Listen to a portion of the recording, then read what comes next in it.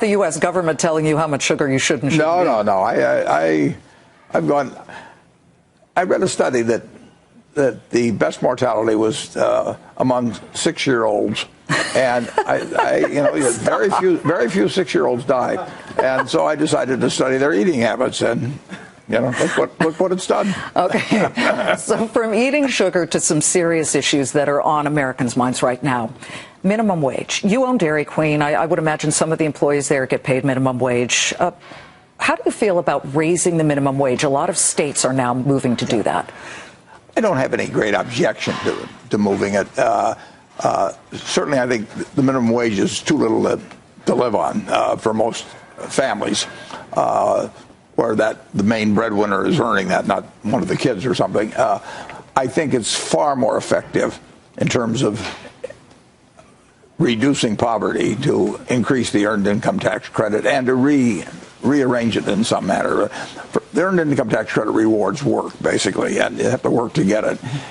But it does put real money in people's pocket, and it does not distort supply and demand for labor. And anytime you fool around with price fixing and the market system, you can't only do one thing in economics. And if you raise the minimum wage substantially, I think a lot of people would not have jobs. Whereas through the earned income tax credit, you can accomplish the same thing and yet keep the jobs and reward work. That dovetails to immigration, because perhaps a lot of immigrants are working for minimum wage. The country has split on this. There are a lot of ideas, no real solutions. What should our immigration policy look like from where you sit? I think people should be able to earn citizenship that are here. I do not think we should deport millions and millions and millions of people. So I think we should have a real path to citizenship. So when you hear that Senator Ted Cruz might want to roll back the Dreamers Act, which enables children of illegal immigrants who are here in this country to stay, you as a businessman, how do you view something like that? Well, it isn't a question of being a businessman. It's a question of being a human being. Your immigrants came, your forefathers came here as immigrants, mine did, and they got here any way they could, and who knows what I would have done, if I were in some terrible situation in the country and wanted to come to the United States. They're here, many, great percentage of them are good citizens, and I would have a path to citizenship for them. I certainly will not ship them back. Speaking of terrible situations, let's go global. There are hot spots of terror that are popping up everywhere. This ISIS situation is disconcerting. And with Iran, there's a double-edged sword. The president would like to have an Iran nuclear deal.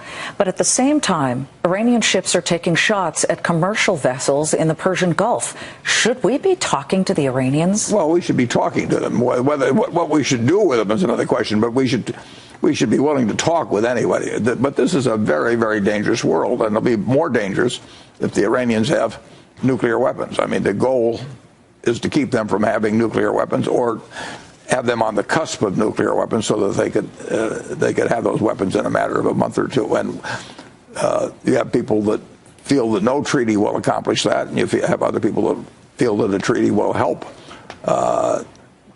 deter the Iranians from having nuclear weapons. And I don't know all the details of it, but I do know the goal has to be to keep the Iranians from having nuclear weapons. Well, yes, you own an Israeli company. The Iranians have said they want to wipe Israel off the face of the earth. Yeah, well, we got to make sure that they don't.